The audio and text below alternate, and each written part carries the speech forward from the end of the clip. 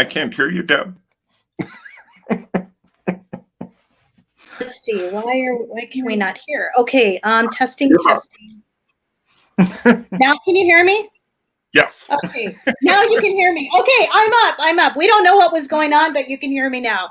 Okay, friends. That's the first time that's ever happened. So we hopefully infused your joy with a little, whatever was going on. So Mike, you can hear me now. I can hear you. Talk about waiting for change. I'm willing to bet there's a whole bunch of people laughing knowingly because we all go through that.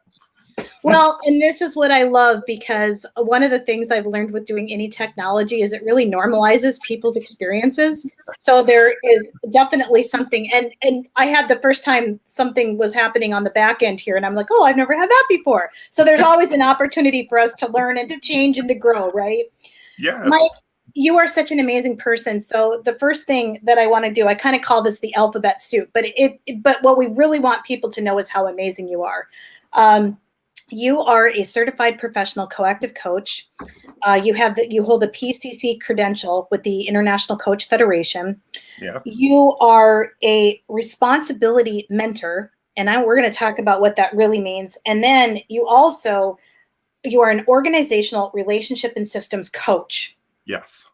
Did I get everything, other than also you're just an amazing person and that you have golden retrievers? I think that's what makes you an amazing person too. Well, I'm laughing because when I first met you, I think the first thing we connected on was the fact that we both had golden retrievers. And then you just got another puppy. Yes. Opal? Yeah. So we have 2 of them now, and we're trying to figure out who exactly is running the house. Oh yeah. It's a never ending thing. And I mean, there's something about golden puppies, and then there's something about as goldens age. Like, Is there anything more beautiful? It just is, right? And it's so cool to watch the 2 of them play together and walk together, and everything they're doing together is just amazing. Yeah. Oh my gosh, I love it.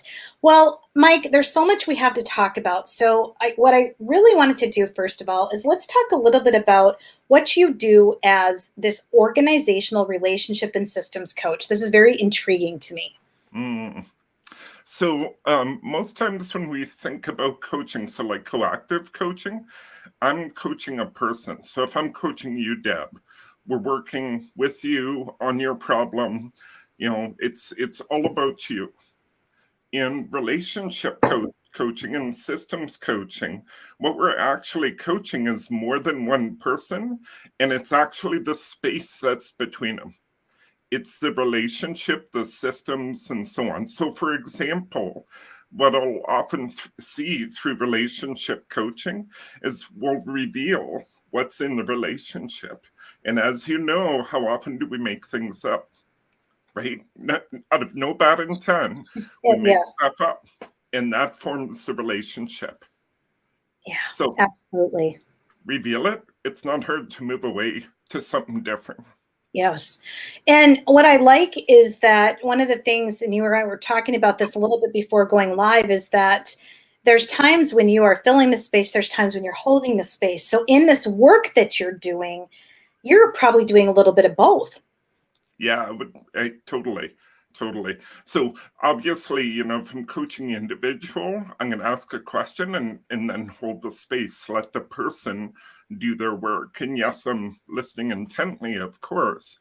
In relationship coaching, it's the same kind of thing. It's almost like being a guide to help people make a journey together to reveal what's there. And the best thing that could happen is I just hold the space and let them do the work they need to do. Yeah, I love this.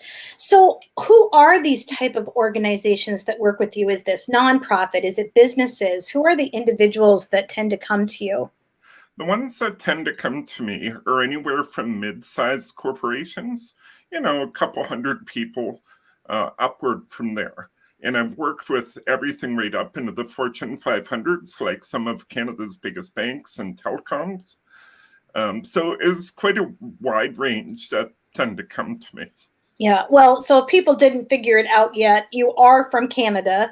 Yes. And so do you work with companies all over the world, or do you primarily focus in Canada? Coincidentally, I would say most of my work has been in Canada, but it's starting to expand. Like I'm working with a couple US-based customers right now. Okay. So Oh, that's great. it's one of the beautiful things that, this virtual world we're now living in really Yes. offers is we can work together and there isn't a lot of extra cost. And Yeah, yeah. absolutely. Every time I say you're from Canada, I want to go, oh, Canada. I just like immediately want to start singing it. I was in Rotary for many years, and we would actually sing the United States anthem, and then we would also do the Canadian. So Oh, so you know the Canadian one. I know it by heart. I sang it every week for many, many years. So I want you to talk to me a little bit about what a responsibility mentor is, because this is fascinating. Just the term alone is fascinating to me. So, responsibility mentor, part of me comes from a community led by Christopher Avery, who, through decades of research, found that, and there's other people involved, but it's his community. But he found that we humans respond to problems in a very predictable fashion. It in itself is a process. And so there's something called the responsibility process, which is about the mindsets we use to take and not take responsibility. So what a responsibility mentor is to, obviously initially teach things like the responsibility process, but then help you process it and build an inner strength that when problems show up, you can go, oh, wait a minute, I'm blaming. Blaming never works, right? There is no solution possible, and then move from there. And there, it's a really simple model of lay blame, justify, shame, obligation. They're all the mindsets we use to not take responsibility, Yeah. right? So it's to When you're talking about this, like the thing that just came up for me is like how important this kind of conversation is right now. Because what are we doing? It's the I'm right, you're wrong. We've got to blame this person, shame this person. And I love this. So, how do you get people to actually follow the process and move through it? well, I start by teaching them. And the teaching is very experiential. So every customer I work with, learns the responsibility process. And then it becomes a matter of starting to clarify your intentions and building awareness and seeing where you are. And through coaching type questions or mentoring kind of observations, I help them to see where they are and then help them to move from there. And yeah, sometimes we get stuck on them, right? Like people are content blaming, for example. Well, they're Yeah, not really content, but that's the feeling, because in blame, somebody else is causing my problem, right. right? And unless they change, I'm stuck. So there's Yeah, nothing for me to do. So it's really easy to stay here.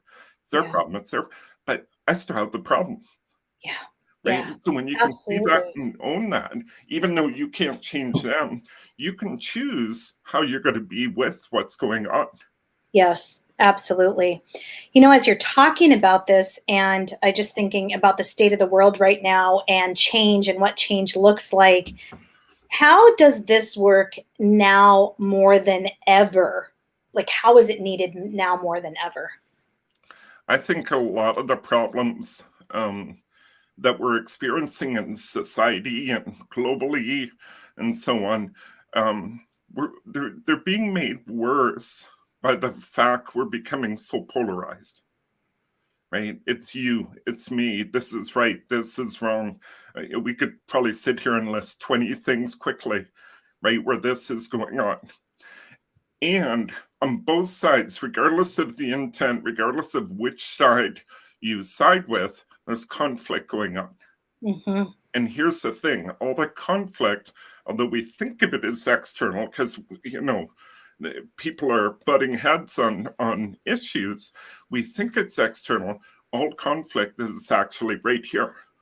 It's all internal, right? And until I can see that and move off of those unproductive mindsets and start to choose how I'm going to be with, the other person, we're going to stay stuck with this problem. In fact, we're probably going to dig the hole deeper.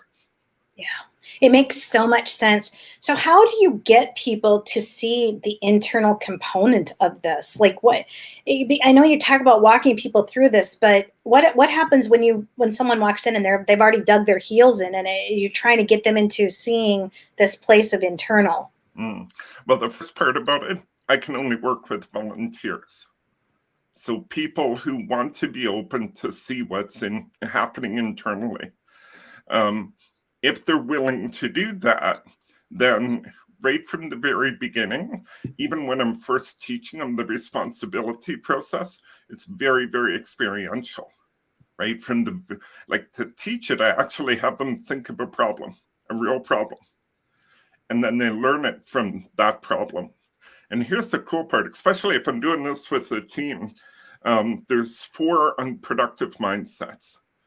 And they go off for 2 minutes at a time, and they experience each one of those mindsets.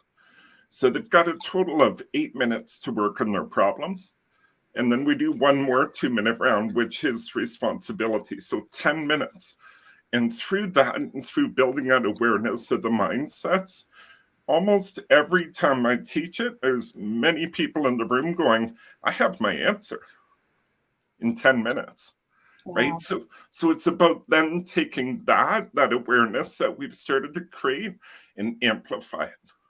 Wow. It feels like it's just so powerful. I can just visualize this room. I'm just visualizing also, do a lot of light bulbs start going on for people, like where they go, oh my gosh, I never thought about it this way. Mm-hmm. Absolutely. Yeah. And the light bulbs going off are really about the awareness that's starting to spark. Yeah. I Go was ahead. working with a senior leadership team at one of the banks here in Canada, and we taught them the responsibility process, and then we moved on, to expand on it and do some work. And I remember partway through that, light bulbs started going off. In other words, people were going, wait a minute. And the most profound thing said is, I get it now. This is actually the root of problem solving. Mm-hmm. Because every problem you have is here. You've created it. You're holding on to it. Yeah. Yeah. And the other thing that I'm just visualizing here is how freeing it must be once people actually become aware of it and they start realizing, oh my gosh, yes, this is how this is here. I can do this. I can problem solve myself because I've created the problem in the first place. Yes. That just feels freeing. It is. It is. In fact, Christopher has a saying called, and he'll say he's free, powerful, and at choice. And when I first heard that, like a decade ago, when I first got to know him, I thought, well, that sounds kind of cool. I want that, it was that kind of feeling. It's only fairly recently that, like in the last few years, that I've really understood what it means. Freedom is first. Free to see things for what they are. Yeah. The powerful, and then at choice. Because if you're powerful, you get to choose where you're going from here. Yes. Yes, absolutely. I love this. In this work with leading for change, because I'm sure that change has a lot of things, right? A lot of emotions, a lot of things happening in it. And I love this. One fascinating conversation you and I have had is the difference or distinction between happiness and joy. Because of course, I'm doing all this joy work in the world. And one of the things you said to me is, well, I like to talk about things in the leading for change around happiness. So let's make this distinction. What do you make up about happiness and what do you make up about joy? Yeah.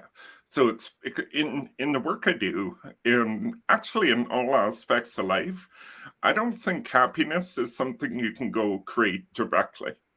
Like I can't make Deb happy. What I can do is create the conditions that Deb could be happy, right?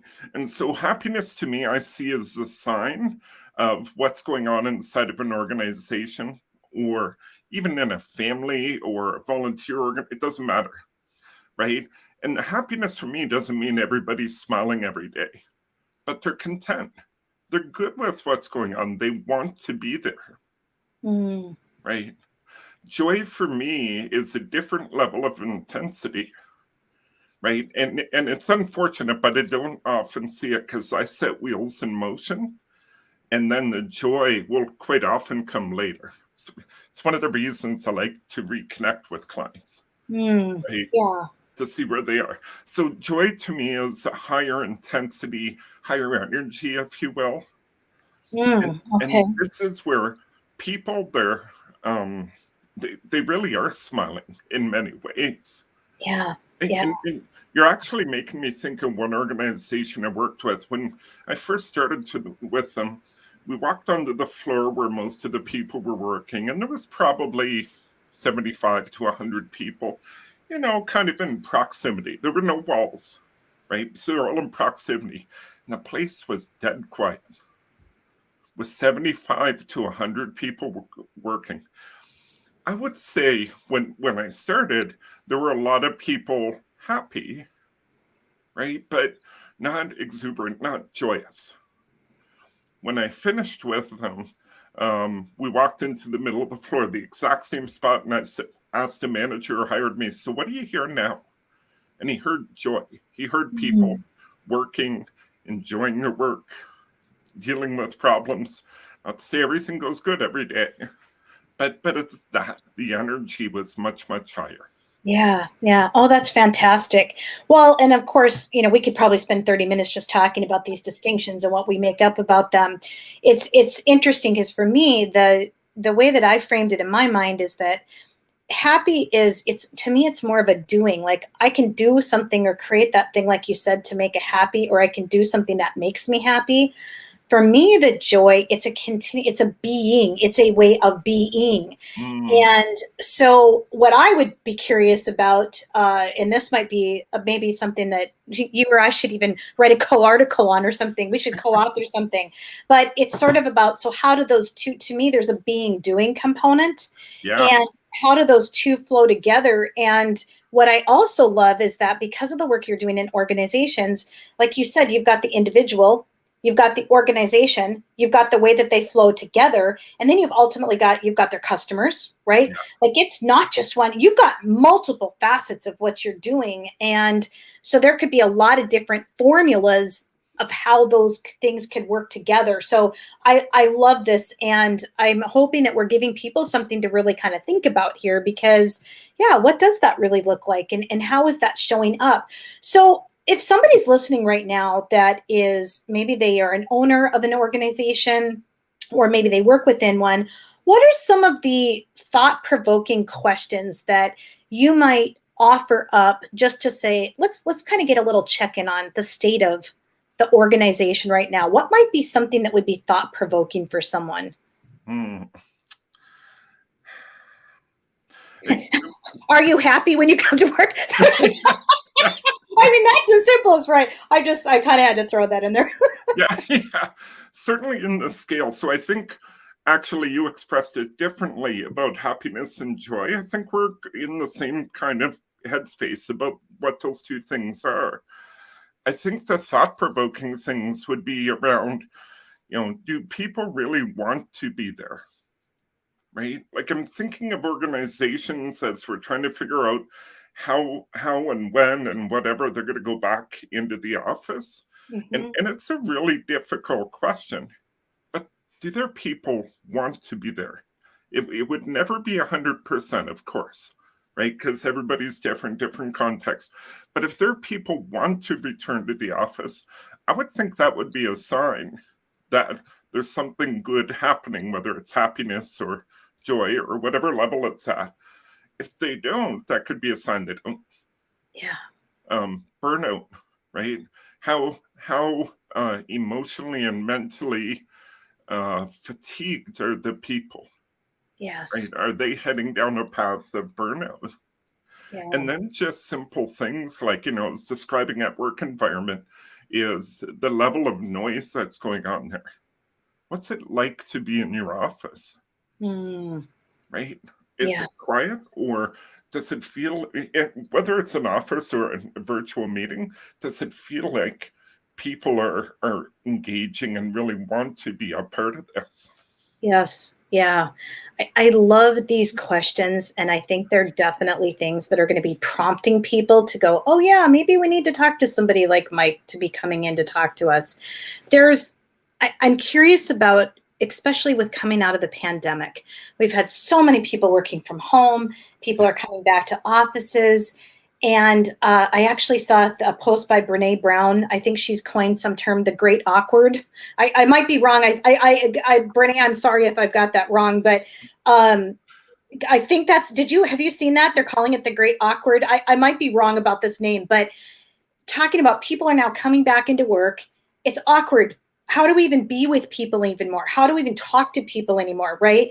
Yes. How does that tie into this change? Like, how do we actually facilitate this and work with our leaders on this as we're going to experience this coming back to work phase? What a great question. What comes to me is when the pandemic started, it was awkward, it was hard, it was chaotic, right? And then people figured out how to work together and be equally as productive and everything else, productive, happy, collaborative, whatever, in this virtual world. We would be naive to believe going back to the office isn't going to be equally as chaotic. And so as leaders, we need to be sensitive to that, right? In other words, what I'm saying is when everybody comes back, don't assume tomorrow they're going to be productive. I think you have to rebuild the relationship of the people who are coming back. Even if they've been working with each other throughout the whole pandemic, you have to rebuild the relationship because it is awkward. Yeah. I'm thinking of, like, we just went back into a lockdown here, but before that, we could go out and meet with people in a restaurant. And I remember the first time doing it, and it was like, this is just weird. I'm glad you bring this up. I actually went to a conference 2 weeks ago in Salt Lake City, and I walked into this room of people and I was like, oh my gosh, I don't even know how to be anymore. Like, I literally thought, I mean, I'm a pretty social person, and I literally found myself looking around like, okay, should I talk to these people? And of course, we're still aware with the so that is there also. However, it was bigger than that. It was like, I'm not really sure what to say. How have you been the last 18 months?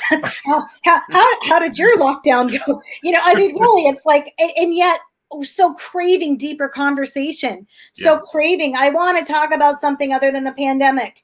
I want to talk about something other than, let's call them the hot topics, and just craving real human connection at levels that I just don't feel like we've been able to do, because it's all noise. You brought up the word noise, because all the other noise right now has been competing for that. Yes.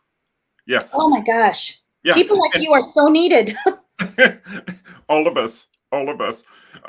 And like what you just expressed there, that's what's going to happen when people go back to the office. It's been 2 years. They're not going to remember how to work together. Well, they might remember, but it's not going to feel natural anymore. Yeah.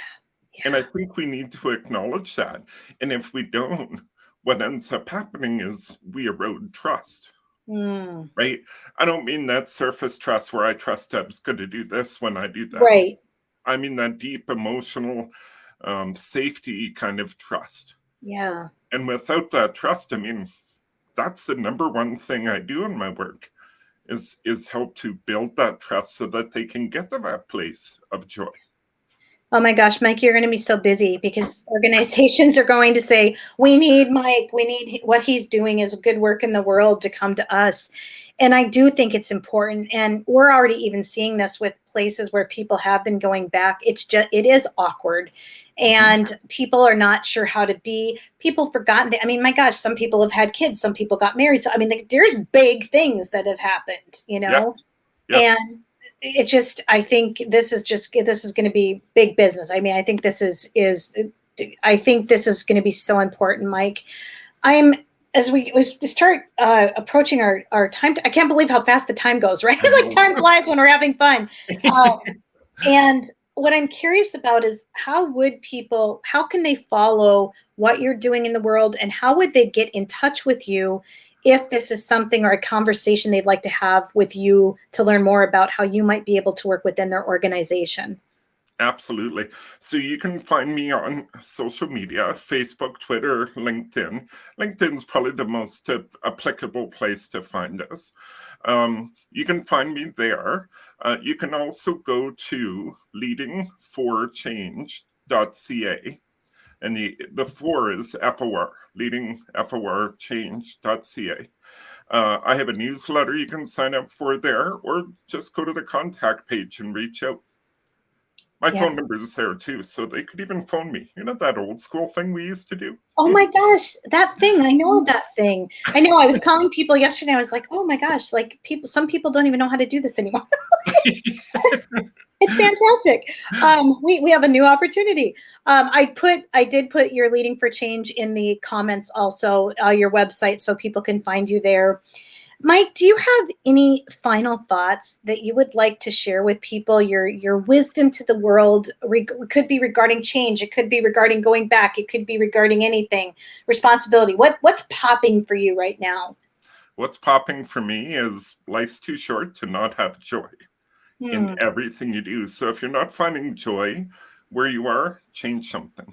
Yeah. Whether it's change something in that environment, move to a different job, whatever it is.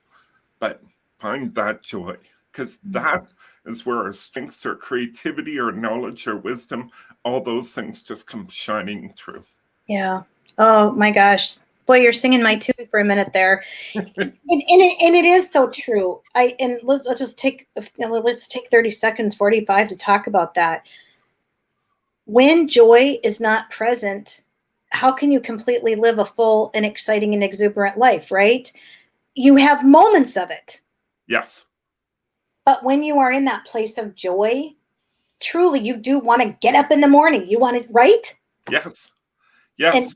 You want to face the day like, I have this inspirational desk calendar here, and today's is life is an adventure. Well, you're not going to experience that adventure without the joy you're pointing to. Yes. Oh my gosh, it's so true. And what I also love is that what you said is, and if you're not experiencing that, change. Yes. You get to choose to change, right? Yes. Bing. And powerful at choice. Go change. Yes, absolutely.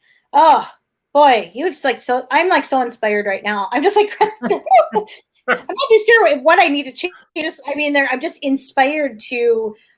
I'm inspired by the work you're doing, and I'm inspired by the fact that there are people that I know can benefit so much from this, and so many organizations. And what I also get inspired about is that you're following your heart. Your joy is in helping people with this change. Yes. And I love absolutely. That. And your Goldens. And my Goldens, absolutely. Because life is better when you have a golden retriever. It just is. So true. we need to create that graphic. Life is better when you have a golden retriever. Because it brings us joy. So, Mike, I want to thank you for coming in. Mike Edwards, Leading for Change. Please check out his website, leadingforchange.ca. And he is doing incredible work in the world. Mike, thanks so much for coming on today. Oh, you're welcome. And thank you so much for this invitation.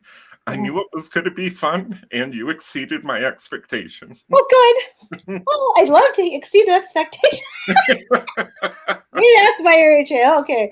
That's a whole other conversation. Oh, totally. Oh, my gosh. So we want to thank all of you for choosing to tune into our winter series, Infusion of Joy with Mike today. Next week, we will be back with another amazing program as we welcome our special guest, Lynn Young, to the program. And boy, if you have not met Lynn and heard about her work with the Badass Sagers, trust me, you are in for a treat. Because, we are so not done yet at any stage of life. So you are going to just love Lynn. But Mike, thanks again for today. And thanks to all of you for choosing to tune in. We just want to remind you to go out, live joy, and share joy. And as Mike said, if you're not experiencing joy, change. It's all up to you. Have a great day, everyone. Thanks so much. Thank you.